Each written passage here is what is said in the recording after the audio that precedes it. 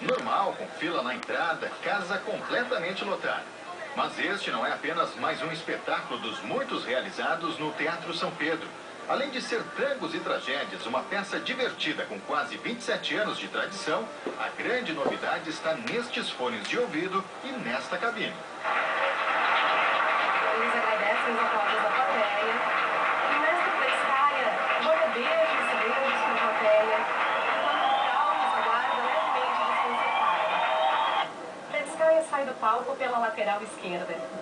Kraus encara a plateia com olhos esbugalhados. Parece sem jeito. Enquanto toca, vasculha com o olhar a lateral esquerda procurando por Pletskaia. Encara o público.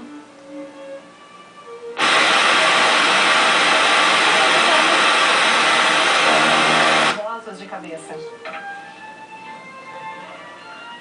A sessão possui audiodescrição, um recurso de acessibilidade que permite que pessoas cegas ou com baixa visão participem de eventos audiovisuais. Mexe aí, Eu estou recebendo informações sobre o teatro, sobre a área que a plateia ocupa em relação ao palco, a forração das cadeiras, a cor das cortinas.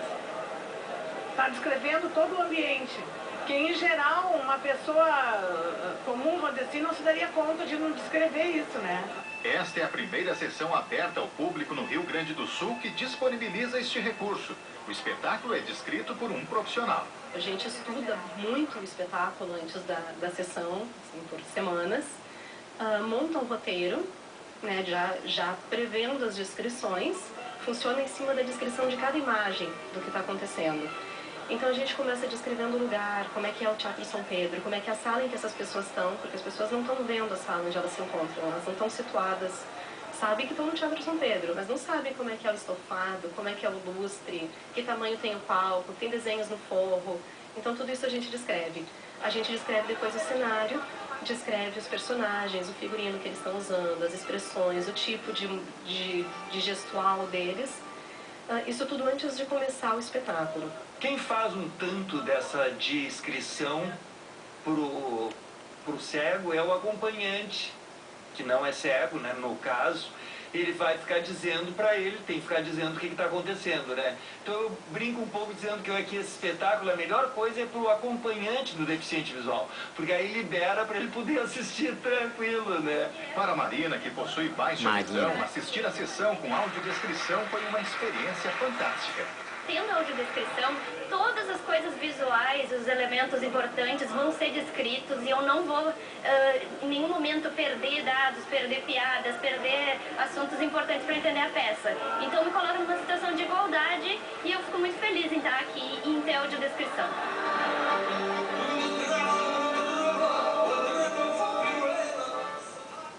Estou emocionada e estou orgulhosa do que a gente acabou de mostrar aqui no TV Com e tudo mais. Que belíssima iniciativa. Tão bela que a gente vai continuar conversando sobre esse assunto aqui. Marilena Assis é professora, consultora em audiodescrição. Tudo bom, Marilena? Tudo bem, E o Adilson Luiz Corlassoli é coordenador de educação especial da Secretaria Municipal de Educação e professor. Tudo bom? Boa noite. Boa noite. Primeiro, obrigada por terem vindo, terem abraçado essa causa, estando aqui para nos apoiar, porque a gente, quando ficou sabendo dessa sessão, a gente disse, bom, a gente tem que estimular isso. Existem muitos espetáculos como este que a gente mostrou na reportagem? Não, aqui em Porto Alegre, nós tivemos até uma iniciativa individual do grupo de estudo da Mil Palavras, descrevendo as fotografias da Carmen Gamba, da exposição Atmosfera.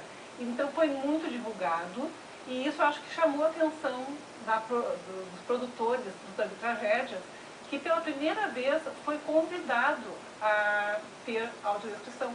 Em geral, a Letícia, que é a nossa colega que é audiodescritora, ela oferece o serviço e desta vez não, a produção procurou o serviço.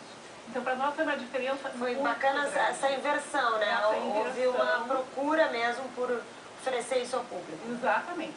E desde a exposição da Atmosfera, o grupo dos colegas com deficiência visual foi em grande número.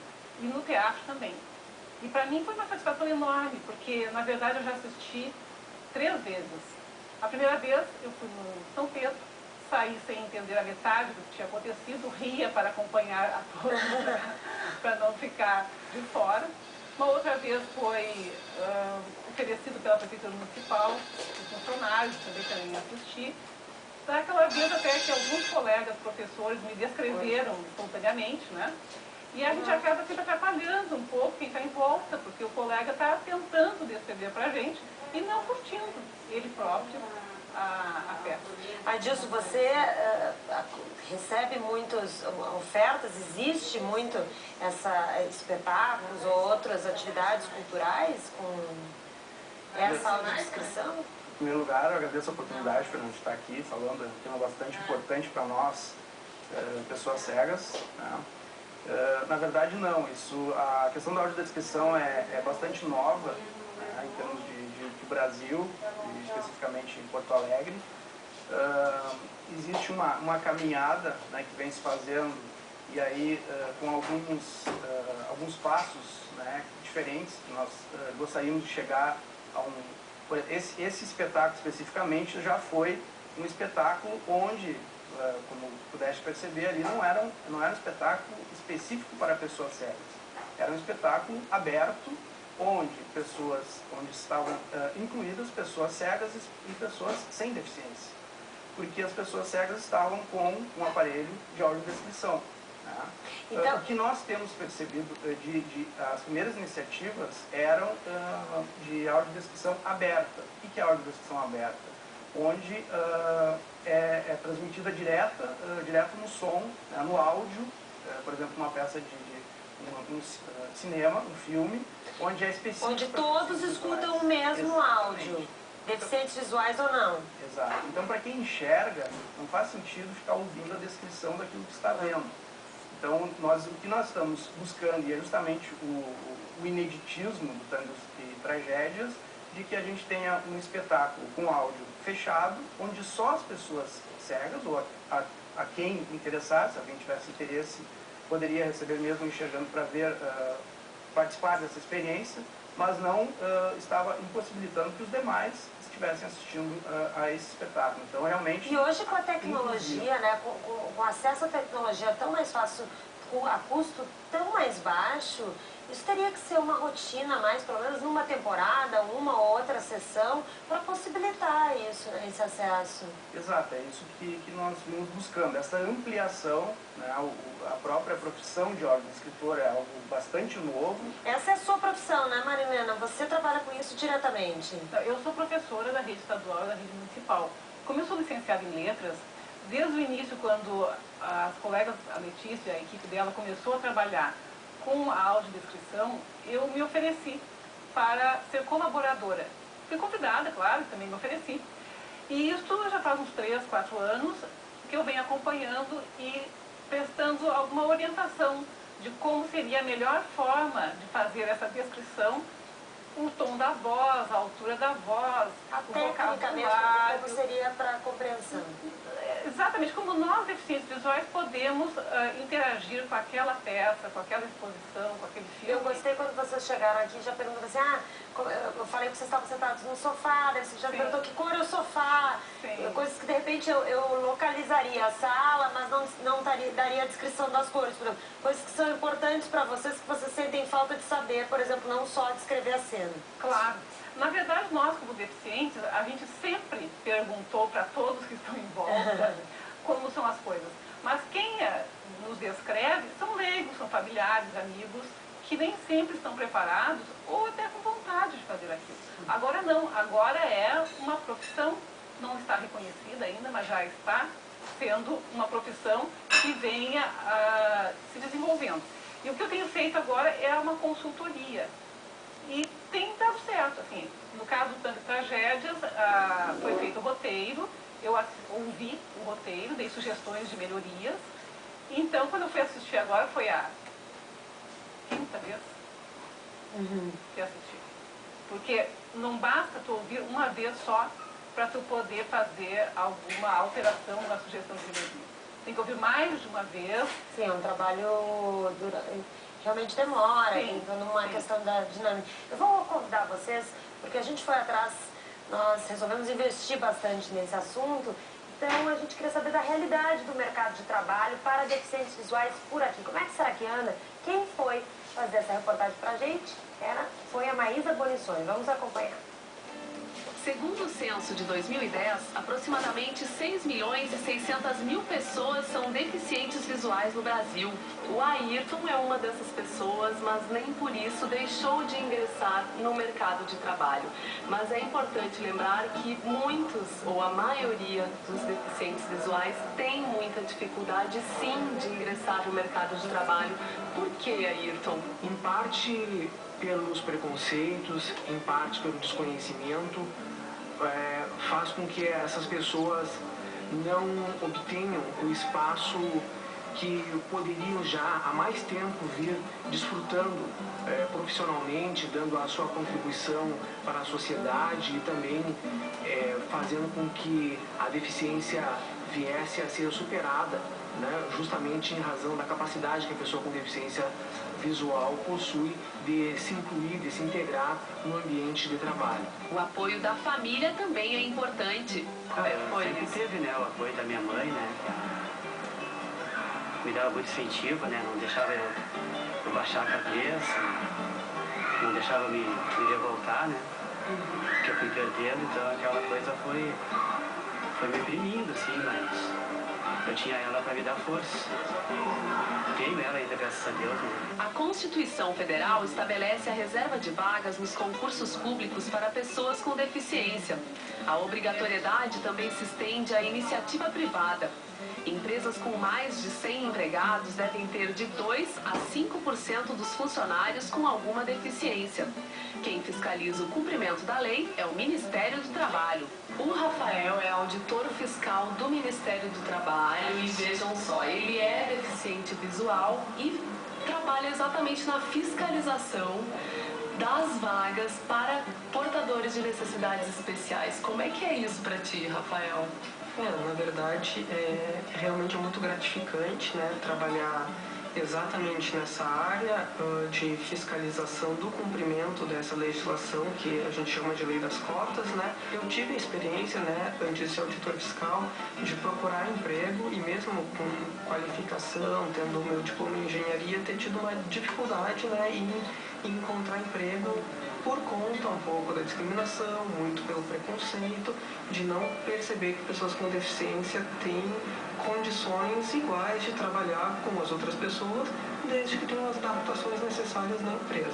Um incentivo aos deficientes visuais que buscam uma vaga no mercado de trabalho é a tecnologia. Artigo 2º. São poderes da União, independentes e harmônicos entre si, o legislativo, o executivo e o judiciário. É importante salientar que existem softwares que permitem que o deficiente visual possa ter acesso a diversas ferramentas, a todos os recursos disponíveis no computador, de forma sonora ou também através de um equipamento chamado linha Braille, que permite a leitura dos conteúdos que aparecem na tela do computador em Braille. Além disso, nós temos a possibilidade do uso de scanners que permitem a digitalização dos textos que estão no papel. Sérgio, Rafael e Ayrton, 3 exemplos de superação e conquista. Um verdadeiro estímulo para enfrentar dificuldades. As dificuldades, elas devem servir como um estímulo para que a gente cada vez mais consiga melhorar, para que a gente cada vez mais consiga obter conquistas. As pessoas com deficiência têm potencial, têm condições de contribuir com a sociedade e de se realizar pessoal e profissionalmente também. Nós temos 2 belos exemplos aqui, o Adilson e a Marilena, que trabalham no mercado. Vocês são professores concursados, é isso? Você é professor de matemática, Adilson? Sim. Na rede... Eu sou professor concursado na rede estadual e rede municipal. Na rede estadual eu trabalho em sala de recursos, no Colégio Protásio Alves, atendendo alunos com deficiência visual. Na rede municipal, quando entrei no município, eu trabalhei durante bastante tempo numa escola na periferia de Porto Alegre, dando aula de matemática para alunos, né, sem deficiência, para turmas, né, gerais. E hoje coordeno, então estou coordenador de toda a política de inclusão do município. Quantas escolas atendem deficientes visuais? A rede municipal, ela trabalha com todas as escolas que estão, tem matrículas de alunos com deficiência e a nossa luta diária é na melhoria, né, nas questões tanto da formação dos professores, acessibilidade, todos esses itens que são fundamentais para que nós possamos ter realmente a inclusão desse aluno na escola. Marilene, você, como é que é a sua experiência no mercado de trabalho? Bom, eu sou concursada também na rede municipal e na rede estadual e estou trabalhando no Centro Especializado de Apoio Pedagógico e Produção, que é um convênio da União de Cegos com a Secretaria Municipal de Educação. E nesse centro nós fizemos apoio pedagógico, produção de material em relevo, braille, tipo ampliado, e deixo um convite para quem precisar desse serviço, ou de apoio pedagógico, ou uma pessoa que ficou com deficiência visual, um familiar que deseja alguma informação que nos procure. E na rede estadual eu trabalho numa sala de recurso multifuncional do Colégio Cândido Portinari e atendendo também os alunos com características de baixa visão ou de cegueira, incluídos na escola ou nas escolas que fazem parte do mesmo núcleo. Eu vou fazer uma pergunta para vocês, espero que vocês não achem delicada. Porque quando eu chamei o tempo inteiro aqui, me referi como deficientes visuais, né? Quando a Dilson foi falar, você falou, sou cego. Aí é uma questão de politicamente correto, vocês não gostam de ser chamados de cego, a terminologia correta é deficiência visual. Queria que vocês esclarecessem, porque às vezes a gente fica um pouco inseguro.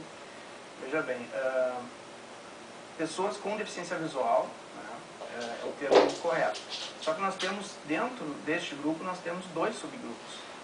Temos as pessoas cegas, portanto, não é incorreto falar cego, né? Eu sou cego, a Marilena, a professora Marilena também é cega, no nosso caso aqui.